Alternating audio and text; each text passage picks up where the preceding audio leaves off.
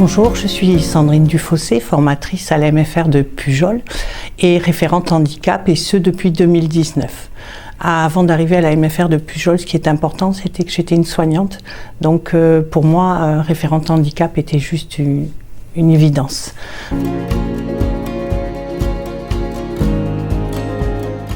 Mon rôle et mes missions au sein de l'établissement, c'est d'être la personne ressource pour les apprenants, les familles, bien sûr atteintes par des difficultés scolaires et d'apprentissage, mais je suis aussi la personne représentant l'établissement dans les aménagements et les différents parcours que l'on peut mettre en place.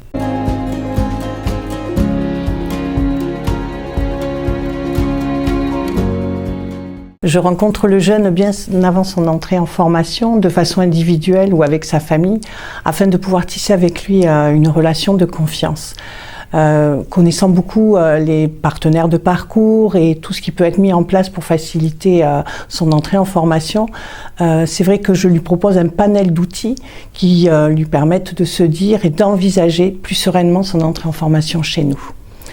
Après, voilà, bien que mes missions sont aussi de représenter l'établissement, je pense que ce qui m'aide, c'est aussi mon lien avec tous les personnes qui créent du parcours, que ce soit Cap Emploi, CRFH, l'enseignante référente, parce que chacun, de son point de vue, a toujours une petite solution pour faciliter l'entrée en formation. Mon travail est aussi très important dans la coordination. Ces jeunes sont avec différents moniteurs et avec différents partenaires, et c'est vrai que je suis la personne qui va rappeler ou qui va aider chaque intervenant à bien accompagner cet apprenant. Par exemple, on avait un jeune qui a été atteint du trouble du spectre autistique, qui est arrivé chez nous en grande difficulté parce qu'il ne pouvait se concentrer, il avait beaucoup de stéréotypies et d'écholalie. Et grâce à un travail en équipe, on a réussi, et avec l'aide humaine, on a réussi à rabaisser son taux d'instabilité. Ainsi, quand il est rentré en CAP cuisine, l'aide humaine s'est montrée très importante, et c'est vrai que j'ai dû expliquer à l'équipe l'importance de l'aide humaine sur le plateau technique. On avait réalisé ensemble toutes les deux des recettes pour que le jeune puisse être bien cadré et puisse les accomplir pas à pas et bien sûr les réussir.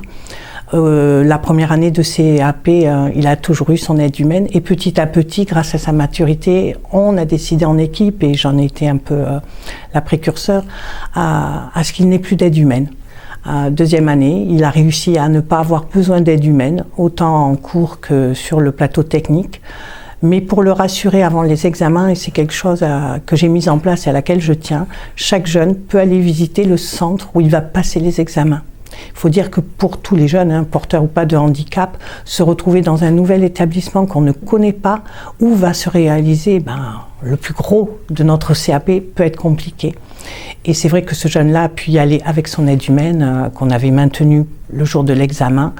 Et depuis, il est salarié comme tout le monde, et tout se passe bien pour lui, et j'en suis ravie.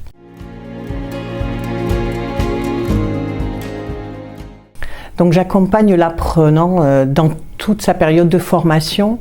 Alors bien sûr, comme je vous ai expliqué au CFA, lors de ma première rencontre avec lui, mais aussi tout au long de l'année où on ajuste ensemble son accompagnement et les leviers dont il peut avoir besoin, mais aussi avec mon collègue, le référent apprentissage. Il nous arrive de nous déplacer chez l'entreprise pour voir si des difficultés ou si des aménagements sont nécessaires. Je peux dire que grâce à cette relation qui s'est tissée durant les 2 ans d'apprentissage, les jeunes ont de belles réussites. Et je me permets avec eux de réaliser un bilan pour savoir mes pistes d'amélioration, parce que chaque cas est différent, chaque entreprise est différente, et voilà, ce qu'on veut, c'est que nos apprenants réussissent.